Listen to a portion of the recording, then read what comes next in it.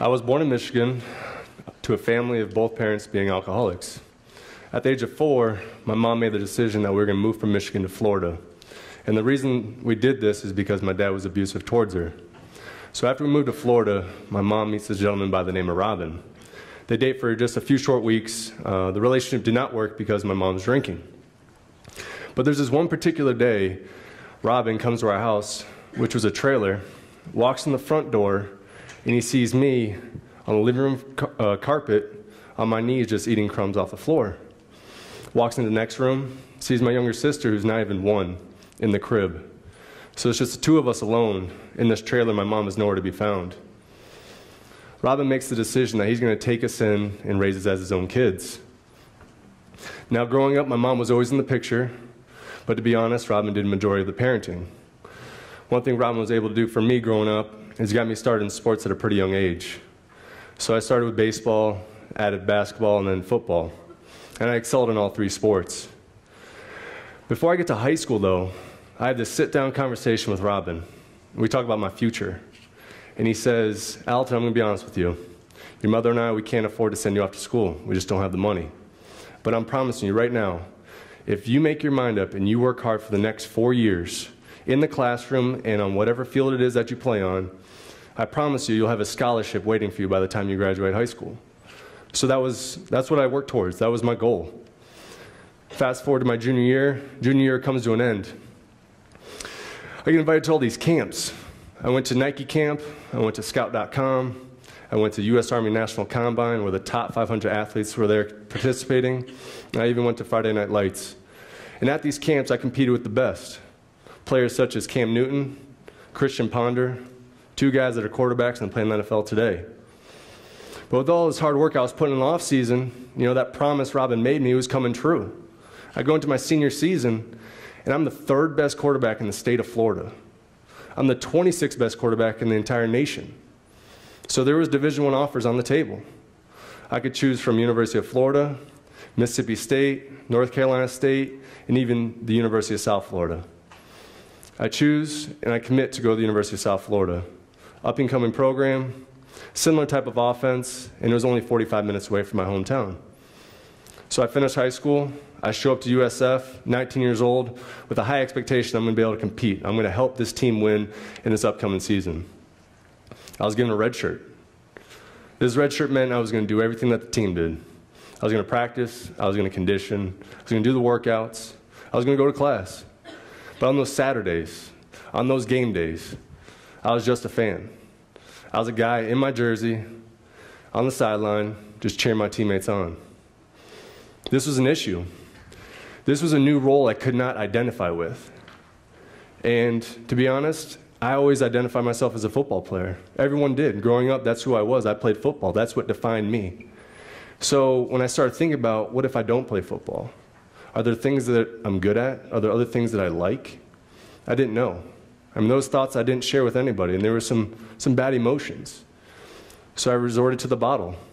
I started drinking a lot. My first semester comes to an end.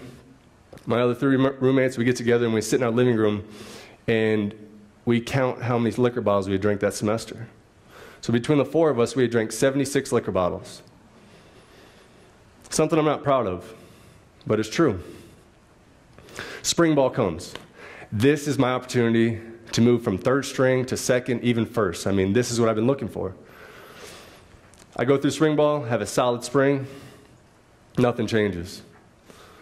I'm feeling lost. I'm feeling confused, feeling lonely.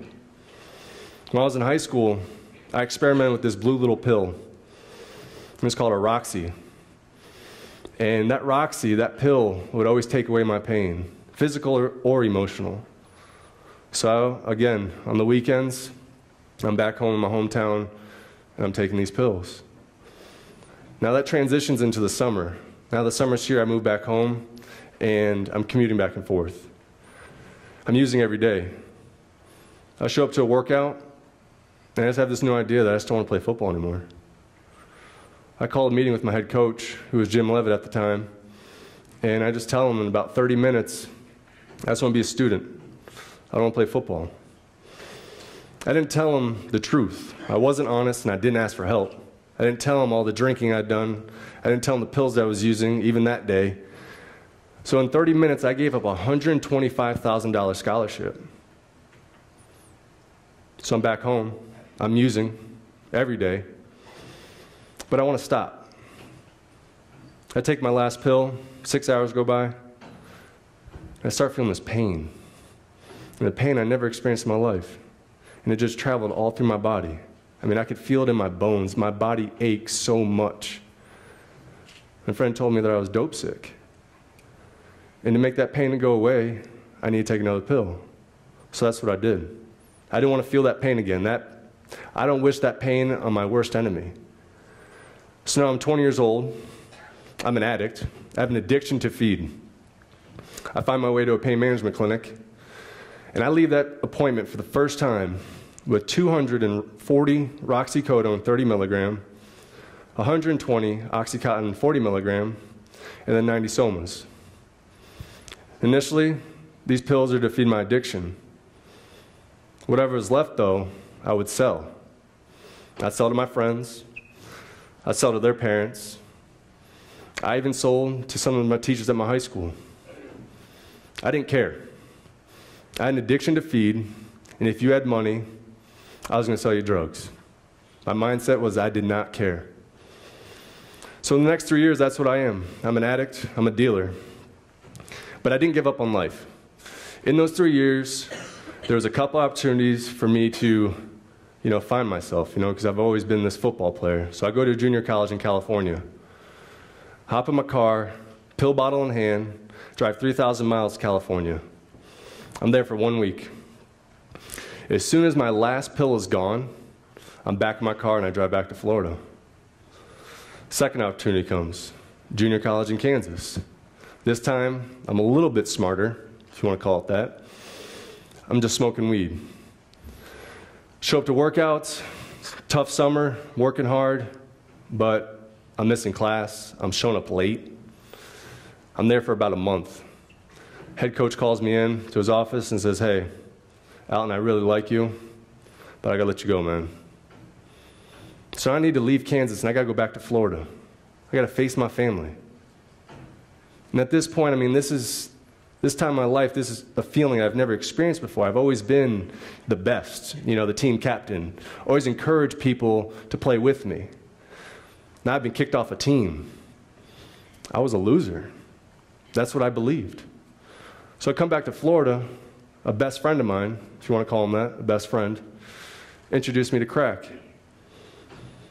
First time we did it, I put my arm out, shoestring in my teeth, and he shoots me up. And right away, I could taste it in my mouth. I could feel it running through my body. I was hooked. So for the next 3 months, I was a crackhead. That was my new reality. That's who I believed I was. But there's this one night, I have $50 in my pocket. I go and see my dealer. I buy $50 worth of crack. Go back to my house, I'm in my room, and I go through the whole process. There's the needle, there's the spoon, there's the crack, there's the lemon juice. You're probably wondering what the lemon juice is for. I take the lemon juice and mix it with the crack so I can break it down to a liquid so I can get in the needle. So again, shoestring in my teeth, arm out, needle in hand, and I go to hit my vein, and I miss. Try again, and I miss. Try again, and I miss. Blood is running down my arm, dripping off my fingers onto the floor. My arm is just a pincushion right now. I try again, and I miss, but finally, I hit my vein. And again, there's that high. I could taste the crack in my mouth. I could feel it running through my veins. This high was probably the best high I've ever had, but this high was different. This high came with this pain in my chest. My chest was pounding so hard, I thought my heart was going to explode in my chest. And I started freaking out, but eventually everything calmed down. Nothing happened. I was lucky. I sat in my room, I replayed what just happened. I thought of my family. What if they walked in that next morning and they saw their brother or son laying on the floor, needle hanging out of his arm. What would that do to them? How would that make them feel? Who am I? Drug addict? No.